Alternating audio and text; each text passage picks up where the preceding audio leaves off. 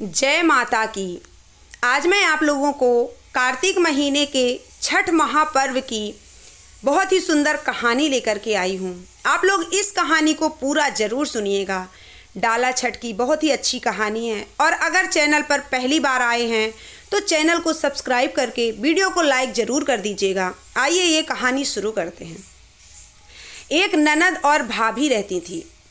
भाभी छठ मैया की पूजा बड़े ही उत्सव से करती थी और उनको विश्वास भी था छठ माता पे कि उनसे जो मांगो वो मिलता है।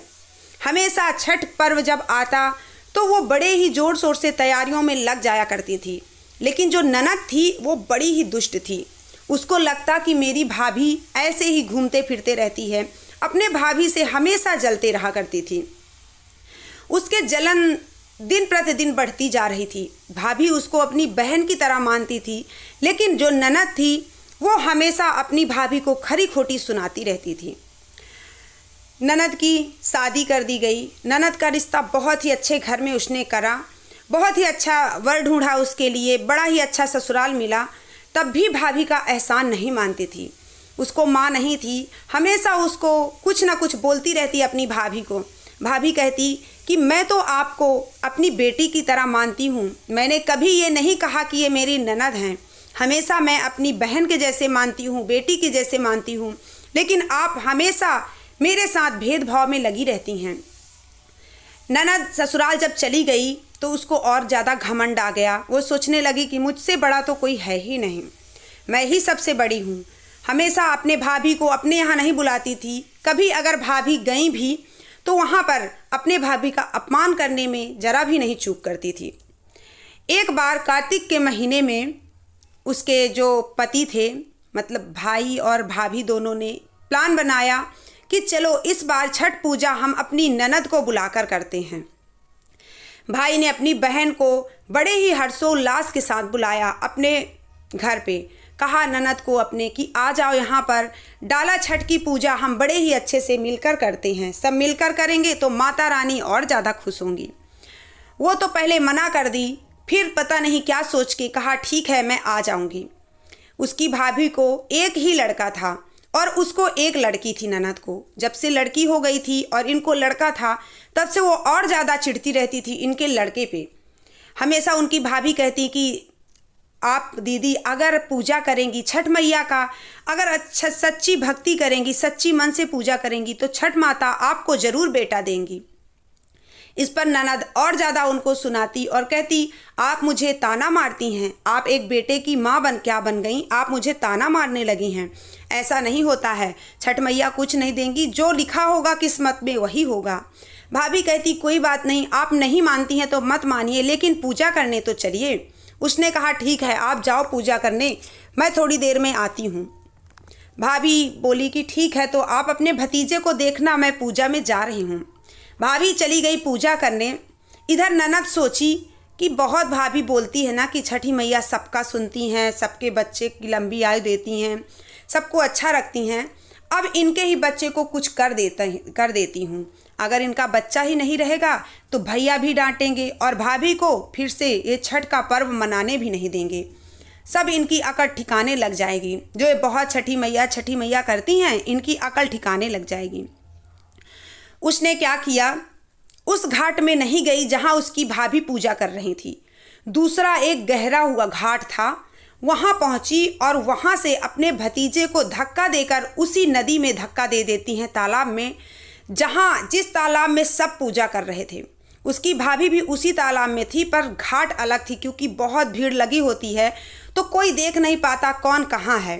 तो दूसरी तरफ जहाँ पे गहरा था, गहराई में ले जा कर के उसको वहीं से धक्का दे देती हैं। बेचारा 2 साल का लड़का वहीं गिर जाता है और चुपचाप चली आती हैं यहाँ जहाँ उसकी भाभी पूजा कर रही होती है।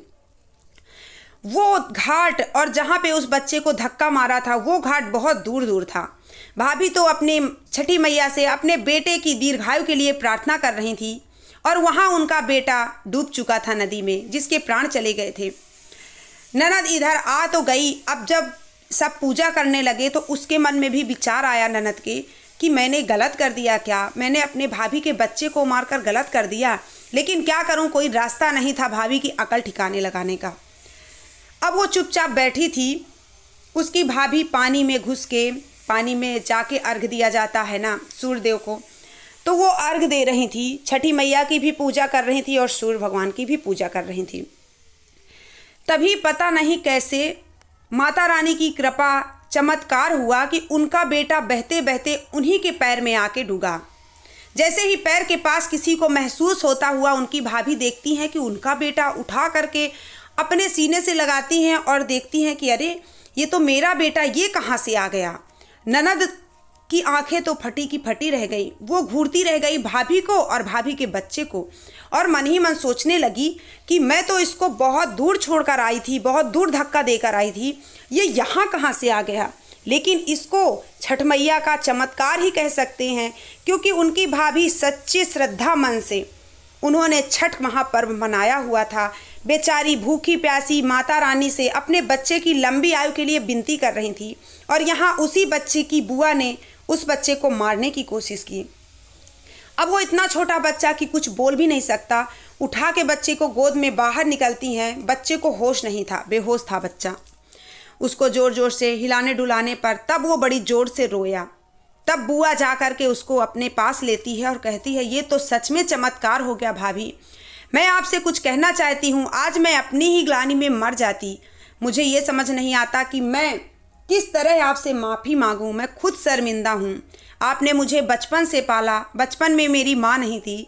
आपने मुझे माँ का प्यार भी दिया, बहन का प्यार भी दिया और भाभी का प्यार भी दिया, हर तरीके का प्यार दिया। लेकिन मैंने आपके साथ क्या किया, आज मुझसे बहुत बड़ा पाप हो गया।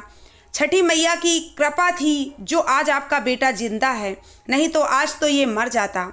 भाभी देखते रह गई और पूछने लगी क्या हुआ। तब उसने सारी बात अपनी भाभी को कही और भाभी से माफ़ी मांगने लगी। भाभी कहने लगी कि देखो, आज मेरा बेटा जीवित है तो सिर्फ छठी मैया की वजह से, क्योंकि आपने तो उसको कोई कसर नहीं छोड़ी थी मारने की। लेकिन माता रानी अगर बचाने वाला है तो मारने वाला कहीं नहीं टिकेगा। तो देखिए, आपको गलती का पछतावा हो गया। अब से आप भी छठी मैया का पूजा करिए। पता नहीं कैसे आपके दिमाग में ये ख्याल आ गया कि आप मेरे बच्चे को मार देंगी, लेकिन ऐसा कुछ नहीं है। भेदभाव, मैंने कभी भेदभाव नहीं किया बेटी और बेटे में। तब से उसकी ननद भी छठ माता की पूजा करने लगी, उनको मानने लगी और अपनी भाभी से माफ़ी मांगी, भाई से, और वहाँ पे जो भी थे सब हैरान होकर तब से लेकर छठ माता का जो ये कार्तिक महीने में छठ महापर्व आता है, डाला छठ, इसको बड़े ही धूमधाम से मनाया जाने लगा। हे छठी मैया, जैसे आपने उनकी गोद उजड़ने से बचाई, वैसे इस दुनिया में जो भी इस कथा को कहते हैं, सुनते हैं और जो भी दुखी हैं, उनके सब दुख दूर करना माता रानी। प्रेम से बोलिए माता रानी की जय हो।